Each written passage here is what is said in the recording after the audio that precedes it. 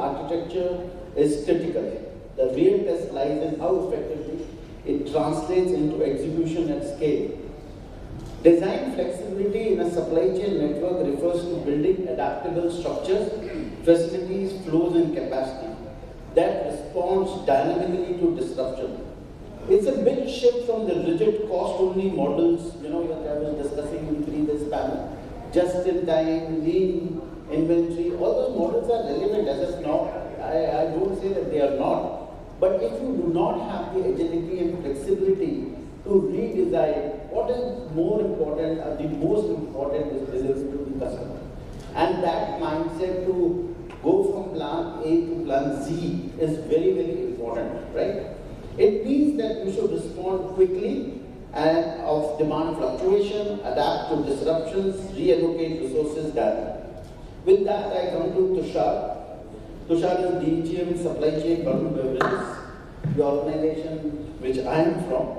And Tushar, the question to you is, beverage supply chain faced intense seasonality, and no one knows better than us in Pepsi, driven demand fluctuation. How do you build flexibility into planning and distribution network to handle these peaks efficiently? So before he starts, I can tell you one thing. I have never seen weather map in my life as much as I do now. I watch it on daily basis, I watch it on hourly basis, and I know when the rains are going to come.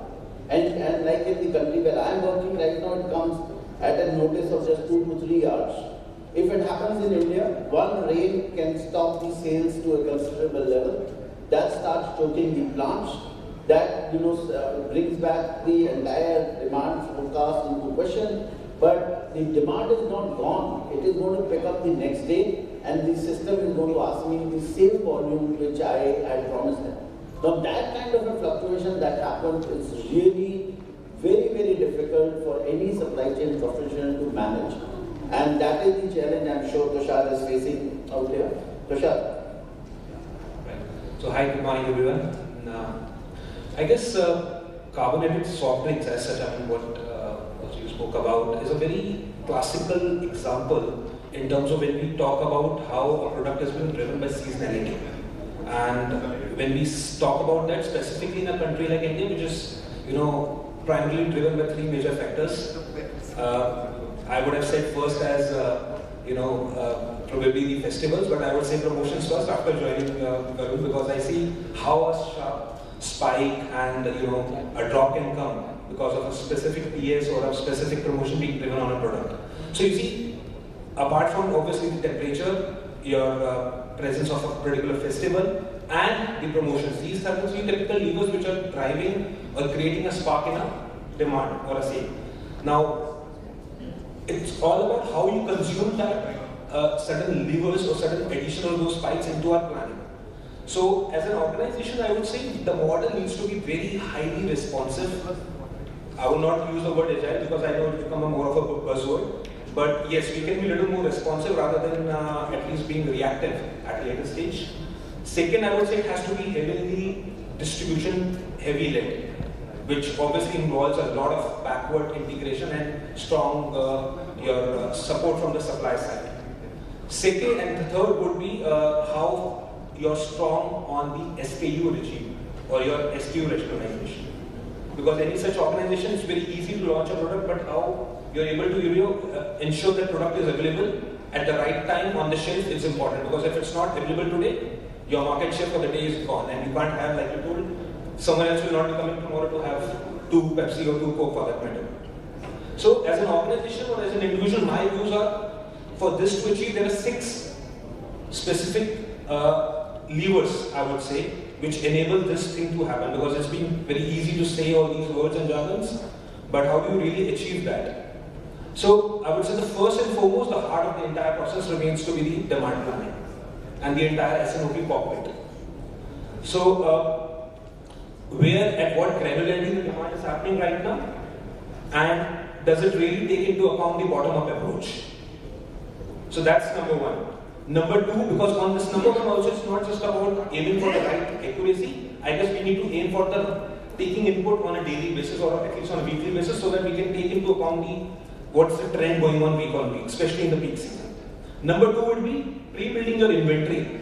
And just not pre-building the inventory, but in fact building it at the right strategic positions which can serve your needs. Third would be, as I was just talking about, SKU rationalization. So, I mean, just to give you an understanding and background, we somewhere has a bouquet of around 160 products. Out of those 160, we really try to focus somewhere around 50 to 60 products only in the season, in these 3 months. And just to give a perspective of that also, close to around 50-55% of the entire revenue comes in these 3 months. So if the game is being lost in this penetration of the SKUs, I guess we've lost the season. That's where the SKU rationalization, the focus, becomes the game. Fourth becomes which SKU to target to which segment. Now, how do you really treat your GT versus MT? That's the game of the fourth. Fifth, I would say the most important one, I would say, is your visibility of the data day in, day out, and how you're really managing your control tower.